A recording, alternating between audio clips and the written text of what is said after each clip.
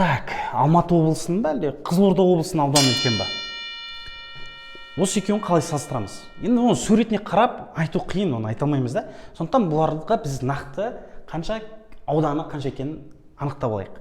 Енді оны қарайтын болсақ, 223.924 км квадрат Алматы облысының ауданы. А Қызылорда облысының ауданы 226.019 км квадрат. Енді осы екеуін қалай салыстырамыз, иә?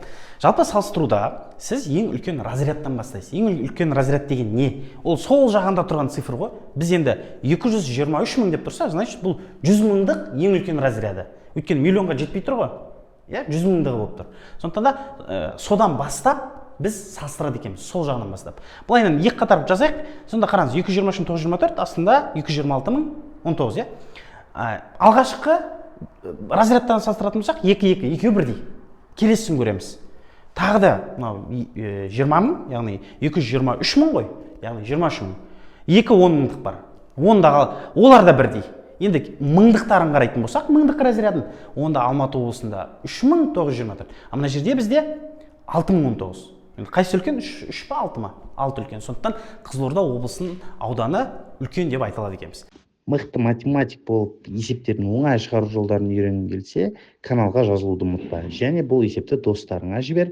Пікір жазсаң, вообще тигр боласың.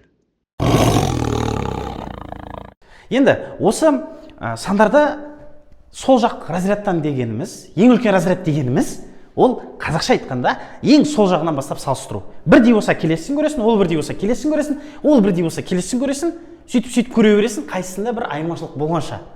Сұрақ, егер барлығы бірдей болса ше, десек, ол екі сан бірдей деген сөз.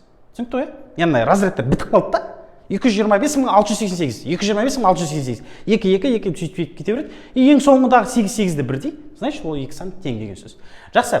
Енді осыны сандарды разрядтарға бөлу дегенді біз толықтыра кетейікші, алдыңғы сабақта да өттік қой. Мысалы, сіздерге 57.384 деген сан берілсе, енді ол разрядтар жайында бөлетін болсақ, бұл жерде 10 мыңдықтар бар, мыңдықтар бар, жүздіктер, ондықтар, бірліктер. Енді солай бөліп жазайық. 10 мыңдықтан нешеу бар?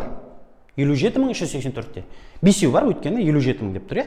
5 10 мыңдық, 7 мыңдық, 3 жүздік, 8 ондық және 4 бірлік. Осылардың қосындысынан бізде 57.384 шығып тұр.